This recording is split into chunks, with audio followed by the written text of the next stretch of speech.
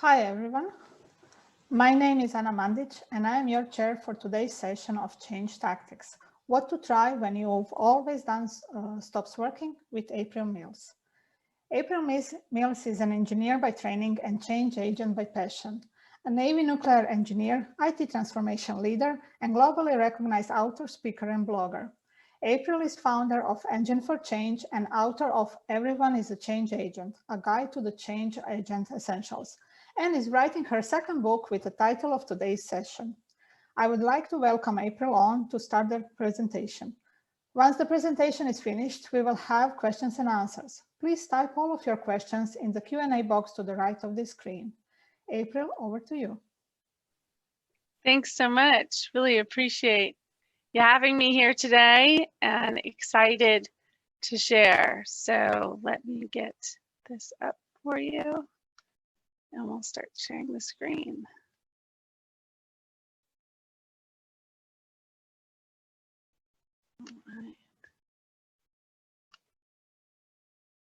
All the usual Zoom questions out of the way to begin. Hopefully you guys can see my slides. Please let me know. The managers of the forum if they can't. Really excited to be here with all of you today. I'm coming to you live from the middle of Washington State in the Pacific Northwest of the US, so you'll see the sun probably come up behind me, but really grateful to be here with all of you today to talk about change tactics. And I want to start with a personal story.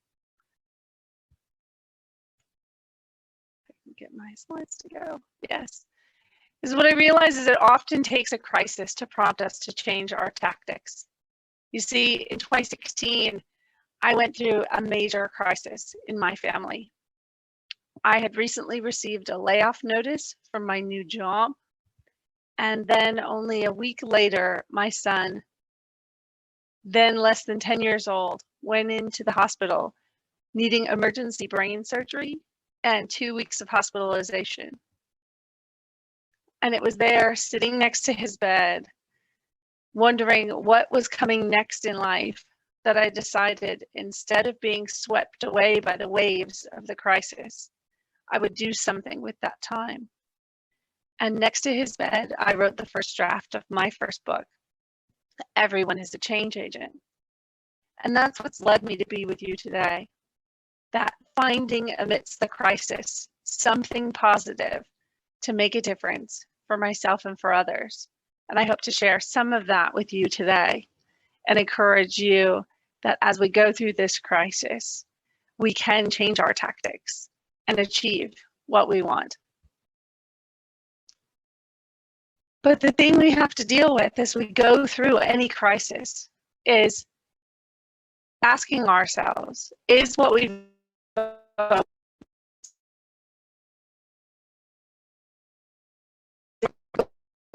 has stopped working? Well, when it comes to change and change in organizations and even change in agile implementations, what we find is the standard way of creating change looks a bit like this. Now, you might be laughing or saying, oh dear, I can see myself in this drawing. Well, I can tell you this is an illustration drawn for me, about me, and the way I first created change. You see, when I was given my first opportunity to be a project manager and a program manager, I did what I saw everyone else doing around me. I used the authority that had been granted to me to order others to change or else. And looking back on it, I realized I was harsh, I was demanding, and I set expectations that probably nobody could meet. But the reality is, this is how most organizations create change. And I call it driving people, where we use coercion, threats, arguments to our authority to compel others to change. This is the do it or else. And chances are good, all of you have multiple stories of changes you've been through where they were do this or else. But I'd argue, is that really working? in this new normal of distributed work and changing landscapes of jobs and organizations to threaten people to change. So I want to bring up 3 things that we do in organizations today that are based on driving people that I'm going to argue in the second part of my talk today. We can change our tactics and get better results. So the first one is change enforcement.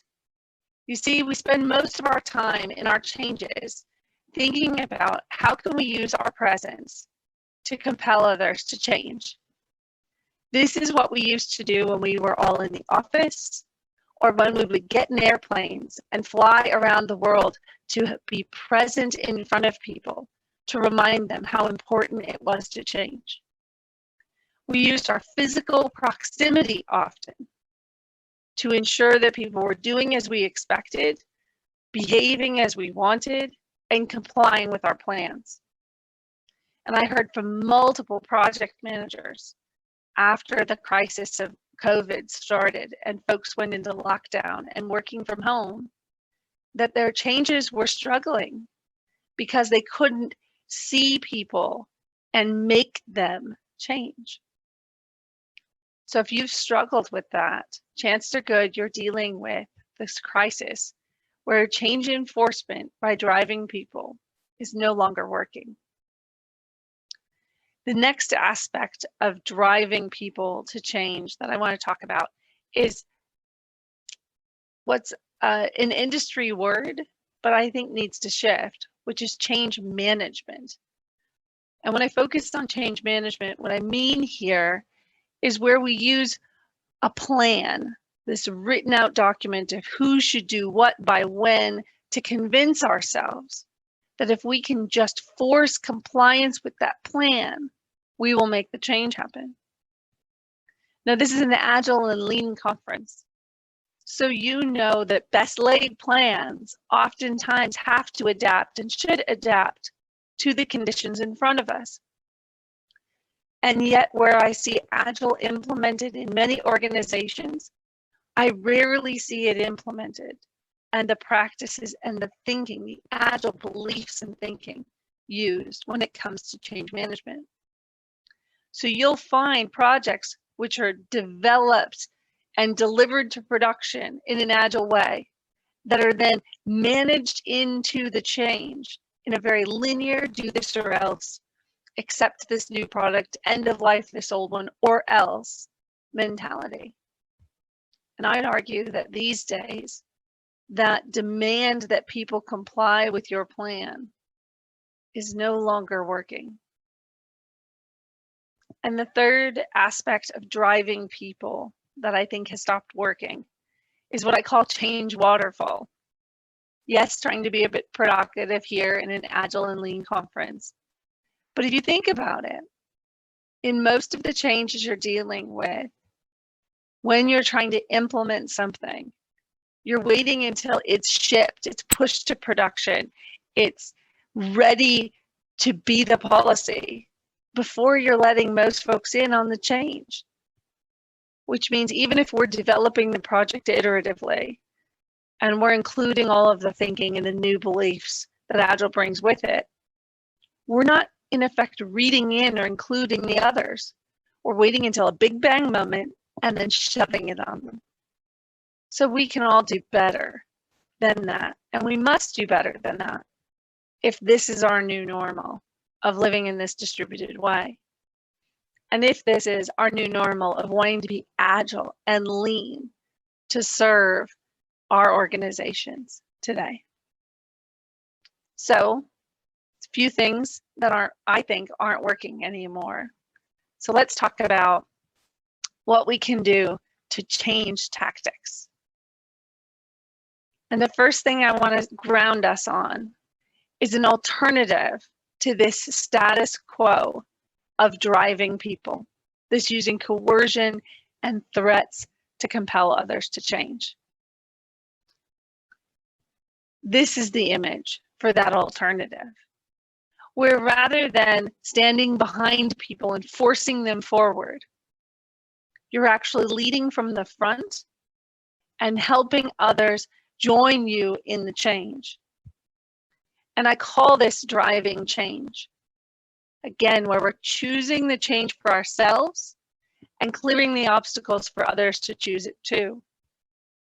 Events like this, with so many volunteers over so long putting it together, are brilliant examples of driving change, where people have chosen to say this matters, to share this learning, to get these messages out. And they're taking the time to clear the obstacles so those of us can join them in that learning. Driving change is a powerful alternative to driving people. But until we name it, it's very hard to leverage it. So I hope you'll take these terms of driving people and driving change and the contrast of them and be able to use them as you change tactics. So that's the foundation that I want to set for now, offering 3 alternatives to those aspects I just mentioned of enforcing the change and change management and change waterfall, to suggest some new tactics you can use to accelerate your changes today. So the first one here is change influence. So rather than focusing on the enforcement, on the presence of I need to be next to you for you to create change, what I'd encourage you to do is look for opportunities to influence through your example. Now, what's funny is that this is actually almost more exciting and easier to do when we're all at home and distributed. And why do I mean that? Because role modeling in the office is something that people have heard a lot about, maybe they're comfortable doing, and maybe they can do it almost accidentally if they believe in the change enough. But the important power in change influence when you're remote is the intentionality of creating the opportunities to influence and taking the opportunities to influence actually multiplies the amount of change influence you have. Let me give a simple example. If one of the things you're looking to do in your organization as you go on your lean and agile journey is to include more folks in the process of creating this change, this new normal. In the office, it used to be as simple as maybe walking by someone's office and asking them to come to lunch or encouraging them to join you in a meeting. Something small, something simple, an easy way. But because it's small and simple, people can often miss the importance of it. But contrast that to being at home and distributed. And rather than that sort of, oh, she was just walking by my cubicle and thought to include me, now you take the concrete step to reach out to that specific developer, that specific stakeholder, and say, I'd like to schedule something with you so we can get together to talk about your perspective on this important topic. Or I'd like to ask you to invest this hour with us in this important meeting.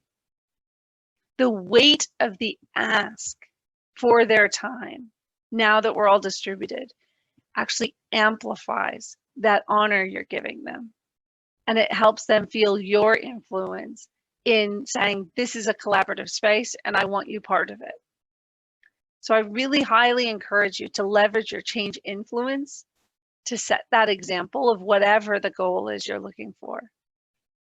And to then create opportunities for folks to see it intentionally.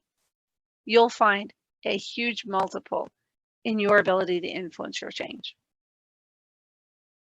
The next change tactic I'd like to recommend is change design, which is using design to enable the change to flow.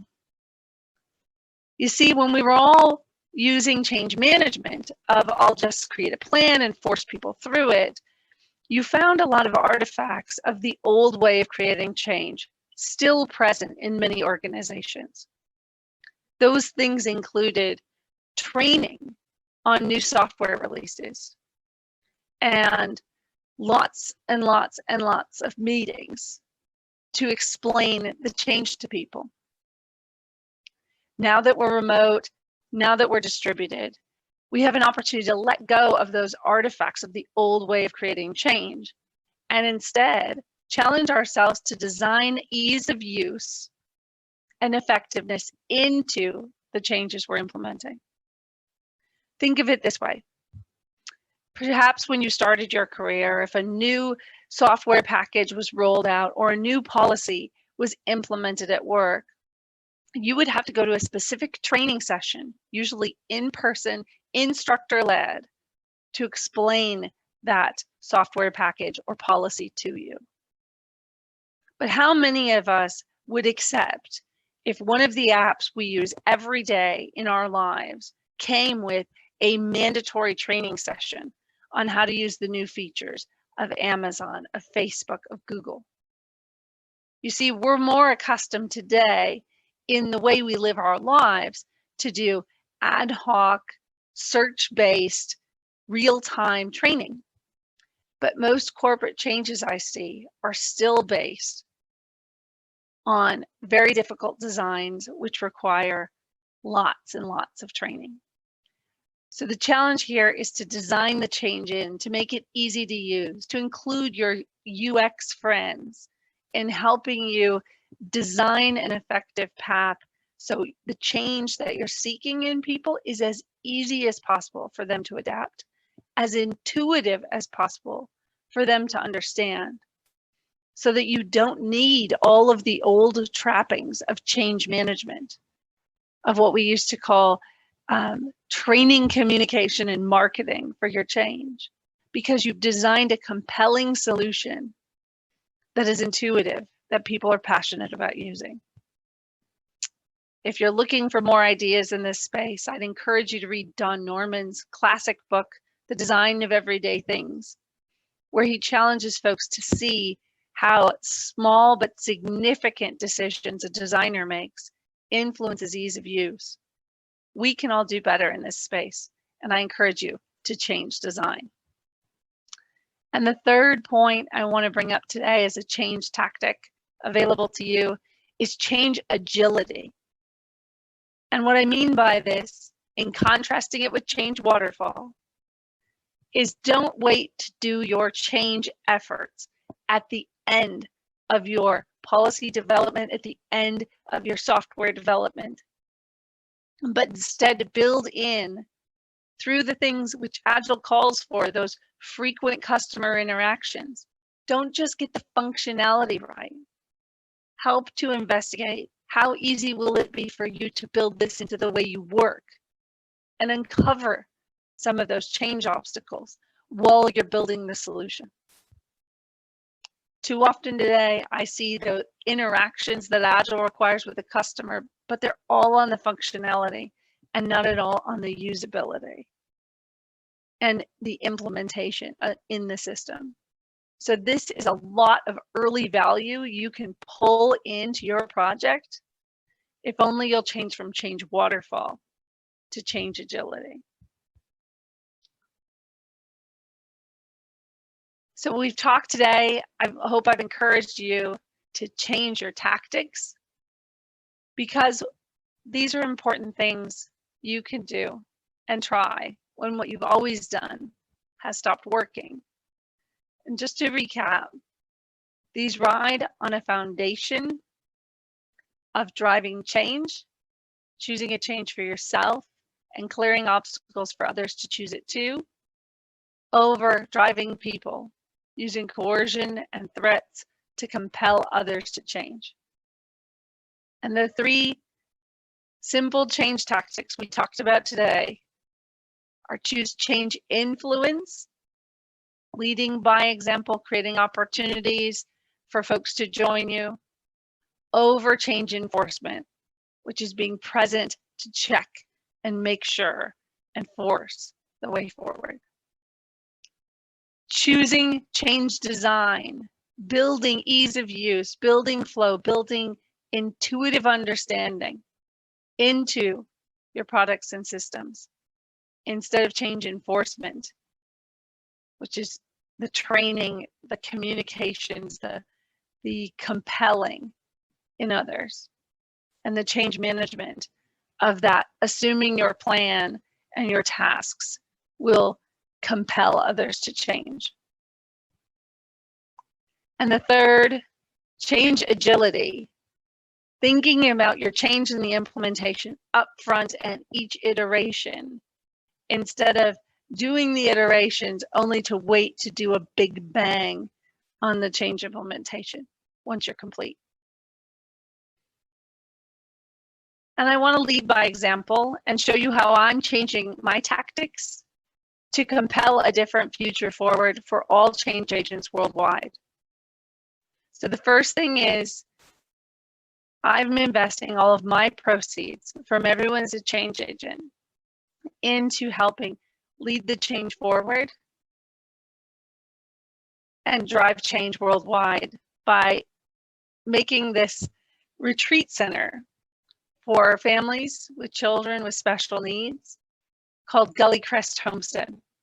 And this is a picture from the actual grounds of the retreat center.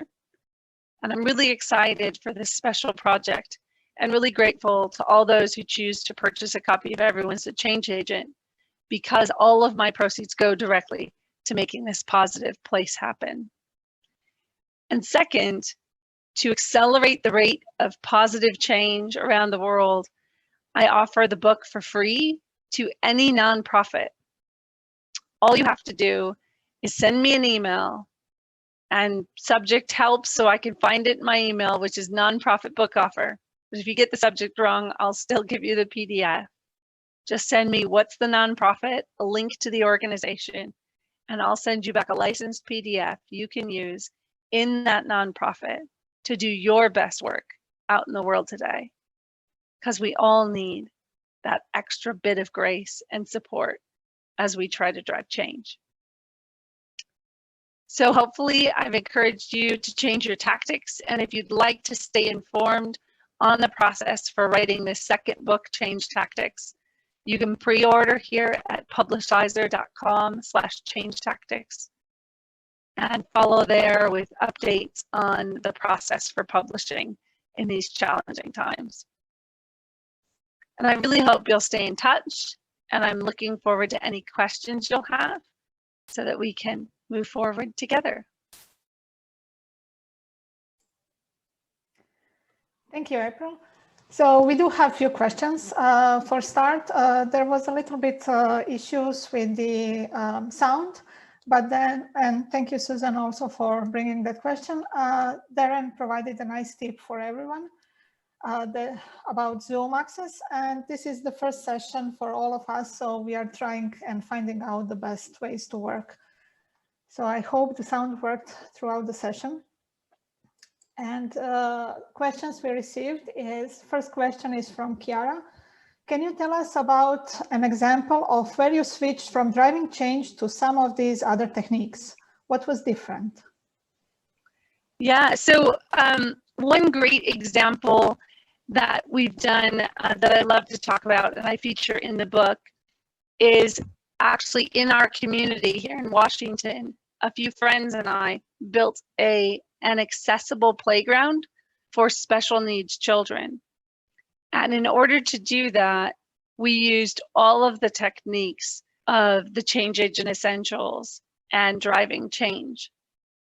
You see, oftentimes when people work with governments, they go in and demand from the government what they're entitled to. There's a law that requires this, you should do this or else. And instead we went in and partnered with the government, the local parks department. And in 3.5 years, we raised $550,000, opened a 9,000 square foot accessible playground, and increased the use of that playground 7-fold. And it was the first place where children with special needs in that community could play. And we used all of these tactics of change influence and change design and change agility to make sure we could deliver the best project possible that served the most children possible. And it was really fantastic and gratifying. I've got some videos up on my YouTube channel. If you go to youtube.com/AprilKMills, you can see a little video that was taken at the opening of that playground that shows the powerful results. Thank you, Chiara, for a question. Next one is from Darren. Too often, organizations roll out great big initiatives to make us agile, which are then cascaded down to the people and at the coalface. What specifically would you do instead, using the techniques you've described? Or do you have an example of somewhere that has done it differently? Great question. Well, and I've been around Agile enough to where when I started in Agile, we were talking about teams being Agile. And why won't the executives listen to us about the importance of Agile? To now where we're at, where oftentimes it's executive driven, corporate Agile, and people are down in the organization are saying, please make it stop. So I think what you're seeing with the executive driven Agile is all of these worst tendencies of typical change enforcement, change management, and change waterfall coming down on people's heads. So one thing that I've talked a lot about, and I actually gave a keynote, you can see this again on my YouTube channel, around the diamond layer, about the importance of the middle layer in organizations, is that to combat this corporate Agile, the opportunity is to continue to role model positive Agile behaviors and help others join you in those positive Agile behaviors, up to and including trying, although you won't often succeed, to help the executives realize the importance of driving change instead of driving people. You see, hidden in the manifesto, it says, by doing it and helping others do it. And so the argument is, you can't really implement Agile without being Agile yourself, because then you're not getting an Agile implementation. What you're getting is compliance with Agile words. And that's not what we want, yet these old change tactics prompt a lot of that in our organizations. So the opportunity, if you're in an organization which is going through this tops down Agile or else, is to use your change influence, get close to the people you think would be best to role model it, and help clear the obstacles for them to role model something better than just ordering Agile.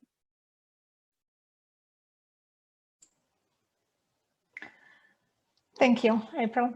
So while we wait for other questions, I have one.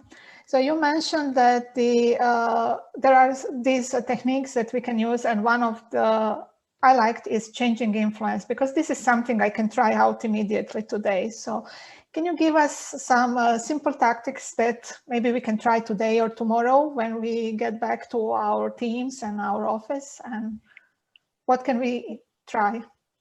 Yeah, here's a few fun ones.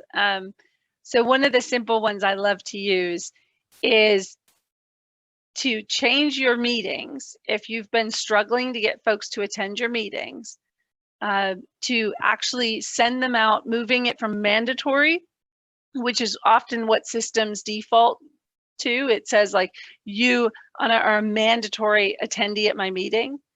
Actually going in and intentionally switching everybody to optional, resending the meeting notice out to people and saying, this is vital to me, this is important to me, but I want to honor the fact that I want you to actually agree it's vital to you. So I've made you optional and I'd love for you to attend. But if you don't think this is vital to you, feel free not to. Now, this will be very scary for folks because they'll think, I'm going to be in a meeting all by myself. Because if I give people the option, they're not going to come. What's fascinating about it is that you might be right and you might be by yourself. But what's really important that you learn out of that is that people weren't coming to actually support creating your change. They were just complying. And chances are good you were having to pour a lot of energy into that meeting and into that change, because in effect, they were all showing up. If they were all tanks of energy, they were showing up empty and you were having to fill them. And I meet countless people who are drained by this way we're working today. because most of their meetings are them showing up and having to fill everybody else up. And how can we have anything left if that's what we spend our whole day doing? So if you switch to optional, what you'll find is who really shows up full, ready to give you their best. And then for the folks who don't, you can go and do the one-on-ones, these change influence moments, and say, hey, Anna, I saw that you didn't come to the meeting after I made it optional. Can I ask why? And you'll find out various things. Oftentimes you don't find out they don't like your project. What you'll find out is it actually overlaps with their children's school moment. And they were really struggling to pay attention because they had to deal with the school change that's going on at the same time. And if you would only move it a half hour, they'd be giving you their full attention. And these are things you entirely miss when you just mandate the meeting. So it's a great way of checking, do I really have a team on board? And it's a great way of connecting and really honoring the wide range of challenges people are trying to balance today as we work from home and deal with health issues and deal with, if you've got it where you're at, we have it where I'm at. I have 4 kids. They're all schooling at home. Life is a whole new normal. And this is a great way of helping everybody adjust. Thank you, April.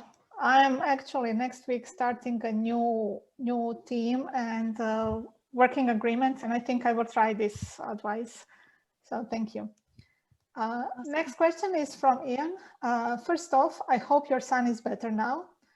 And after encouraging, rather than dictating to developers to show more visibility of their progress of work plan, 80% of team like this technique, but there is always a couple who won't change. How do you encourage them? So the key that I use with those laggards, as they're called in some models, or resistors, is first you try to kill them with kindness, right? In the honest curiosity of helping you to understand what am I missing? People are quite content to tell you what you're missing if you ask them a question like that. And so if you go in not judging them in that divergence, but really seeking to understand, they might turn out to have an insight you're missing. Now, at the same time, I've also met the folks who are just contrary to be contrary, right? If we said, let's all wear blue t-shirts tomorrow, they'd show up in a yellow one just to be different. So if that's the sort of person you're dealing with, the opportunity is, how do you help them be different while helping the team be the same and get the best outcome? I think a lot of times in change enforcement and change management, we think it needs to be uniform or it won't be effective. And you might find after you've done a few of these things that living with 2 out of 10, doing it a bit different, keeps you honest that the other 8 are still doing something that's worthwhile because they can see contrast and they can judge, yes, I'd rather do this than what they're doing. And it might actually strengthen your change. Comments are, this is great advice, April. So next question is from Olena. People don't like change when it means doing more work than before. I'm afraid allowing my example of implementing the change could be not enough. Do you have any advice for situations like this? Yeah, so oftentimes if people see it as an extra, and if they're really tapped for time, they'll put it off.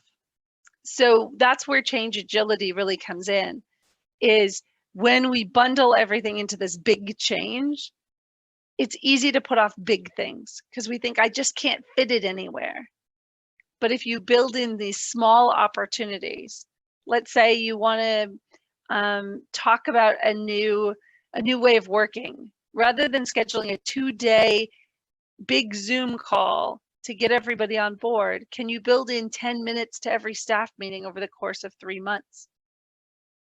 People don't notice those little bits as much as they notice, can you take 2 days, dedicate or else to this project? That's much harder to fit in, especially these days. So you'll always have to weigh, how much can I reduce it down before I turn it into parts versus a whole? But you'll know that best. But whenever you're trying to fit something in with folks, figure out how can I turn it into smaller chunks, and then deliver those in a typical forum, or create maybe a smaller special forum for them instead of big forums. And you'll see a lot more change become the way we work versus be seen as on top of. Okay, we have 4 more minutes, and we'll try to squeeze in as much questions as we can. So next question is from Tom. What would your advice be to make change in people in very high echelons of the organizations? My team want nothing more than to make changes, but they are usually put down by not having super large business plans to support their change ideas. Yeah, well, so one of the things you might find is you've been asking for a lot of permission because you thought you had to have this authority before you could change anything. So the first thing I would encourage you to do is really triage where really do you have in your sphere of control the opportunity to make some of the change happen, maybe not all of it, but some of it, and then show results.